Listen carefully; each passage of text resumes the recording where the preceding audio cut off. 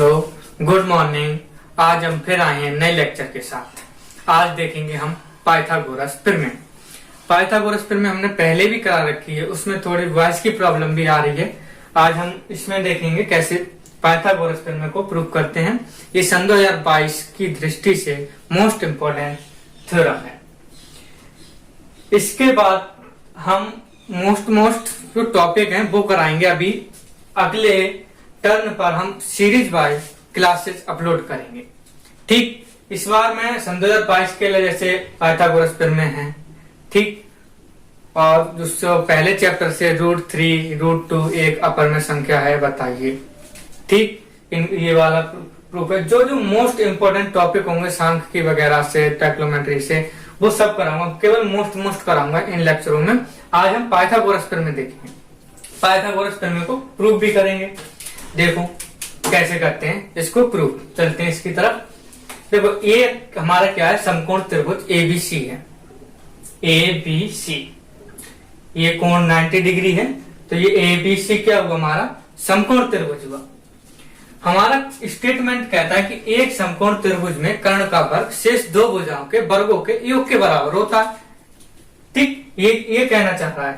तो हमारे कहने का मतलब क्या है, इसमें कर्ण क्या है, एसी का वर्ग शेष दो भुजाओं के वर्गों के योग के बराबर होता है। मतलब AB का वर्ग प्लस BC का वर्ग AC के वर्ग के बराबर होगा। ये चीज हमें क्या करनी है, प्रूफ करनी है। ठीक है, तो हम एक इसमें क्या करी, मैंने रचना करी। रचना का मतलब हमने AD पर नहीं AC पर हमने BD क्या डाल दिया, लंब डाल दिया। जो BD है किस पर लंब है, AC पर। BD AC पर ही तो लंब है। ठीक, तो हमारे एक त्रिभुज ये, एक त्रिभुज ये और एक पूरा त्रिभुज ABC समकोण। पहले इन त्रिभुजों के बारे में बात करते हैं, त्रिभुज हैं कैसे, उसके बाद हम प्रूफ करेंगे। तो देखो मैंने रचना करी, पहले लिख दूं रचना क्या करी मैंने। रचना हमने BD लंब डाल दिया किस पर, AC पर। BD लंब है AC पर, और सिद्ध क्या करना है, सिद्ध ही करना है AC का वर्ग, AC का वर्ग इज इक्वल टू AB का वर्ग प्लस BC का वर्ग। ठीक, अब हम उत्पत्ति करेंगे। पहले उत्पत्ति तो बाद में करेंगे। ये देखो एक पूरे वाले त्रिभुज को ले लें। सबसे पहले ABC को, क्या ABC को, जब हमने ABC को लिया और इसको लो ADB को, इन दो त्रिभुजों को लो सबसे पहले।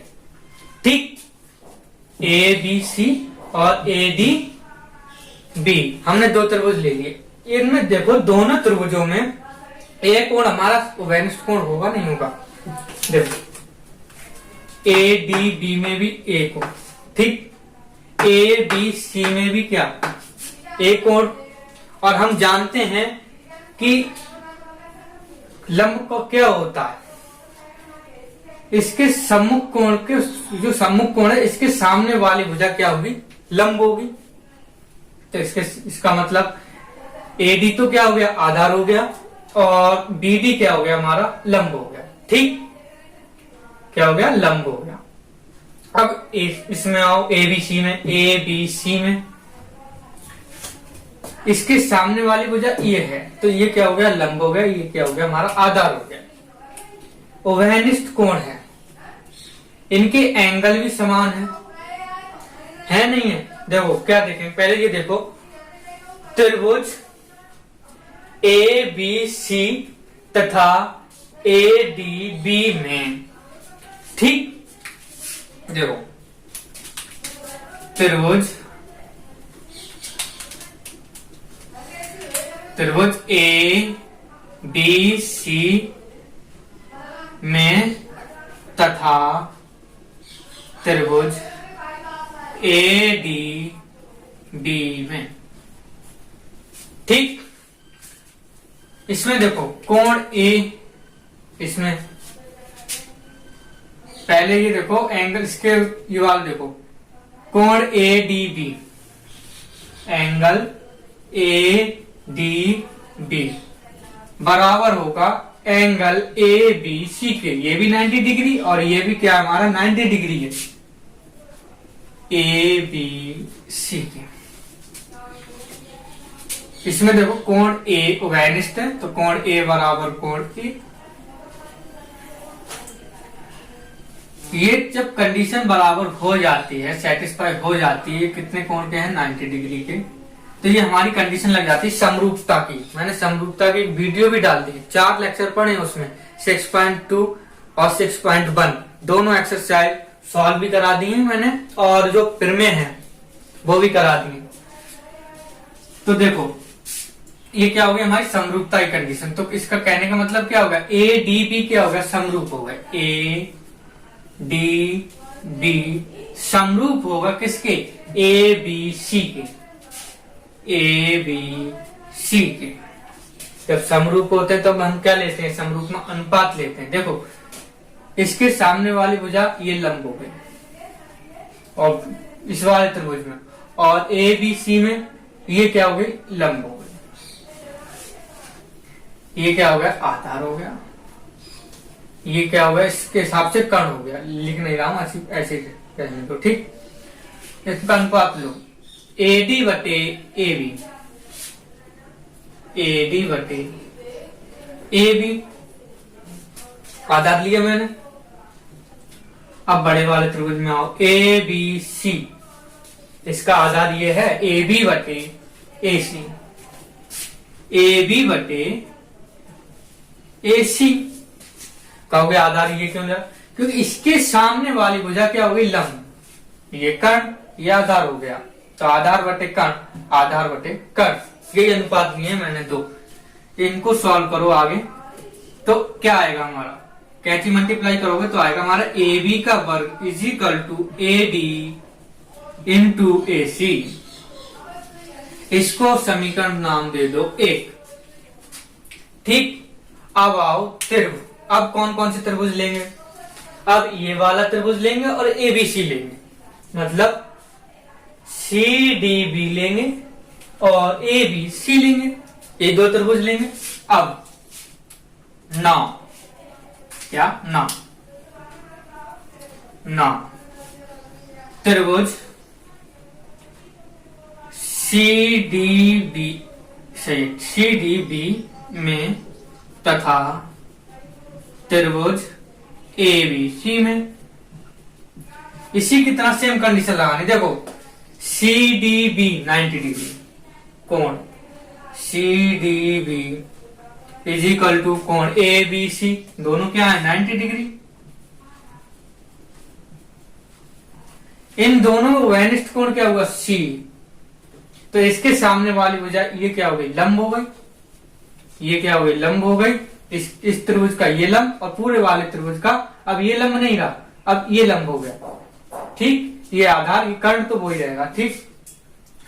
इसमें ओवेनिस्ट कोण क्या है हमारा सी, कोण सी दोनों त्रिभुजों में। तो इसमें फिर लेंगे क्या, आधार डी सी बटे आधार हमारा ये हो गया बी सी, ठीक। डी सी बटे बी सी इजिकल टू, अब इस वाले में आ जाओ, डीसी बटे बीसी, इसका कारण तो यही होगा ना, ठीक। अब आ जाओ इसके ये आधार, तो बीसी बटे एसी, बीसी बटे एसी, कारण तो सेम रहेगा दोनों त्रिभुजों में, तीनों त्रिभुजों में, बस लंब बदलेगा, आधार बदलेगा, लंब बदलेगा, आधार, वो भी कोण के हिसाब से डिसाइड होता है कि लंब क्या है और आधार क्या है। कोण के सम्मुख जो होता है, सामने वाली भुजा होती है, वो क्या होती है, लंब होती है। इसके सामने वाली भुजा ये, तो ये लंब हो गई, ठीक। इसकी कैंची मल्टीप्लाई करो, क्या हो गया हमारा बीसी स्क्वायर बराबर डीसी इंटू एसी, ठीक। ये क्या हो गया समीकरण 2। अब समीकरण 1 व 2 को जोड़ने पर देखो क्या मिलता है, समीकरण 1 व 2 को जोड़ने पर, समीकरण 1 व 2 को जोड़ने पर तो क्या मिलेगा हमारा AB का वर्ग प्लस DC का वर्ग is equal to DC into AC plus चाहे जोड़ लो पहले, चाहे जोड़ लो AD plus AD into AC। इसमें क्या कॉमन आ रहा है हमारा AC कॉमन आ रहा है AC, तो DC प्लस AD ये बचा, तो क्या हो गया हमारा AB का वर्ग प्लस BC का वर्ग। इधर देखो DC plus AD, DC plus AD पूरी भुजा क्या हो गई हमारी AC हो गई, क्या हो गई हमारी AC। तो देखो AB का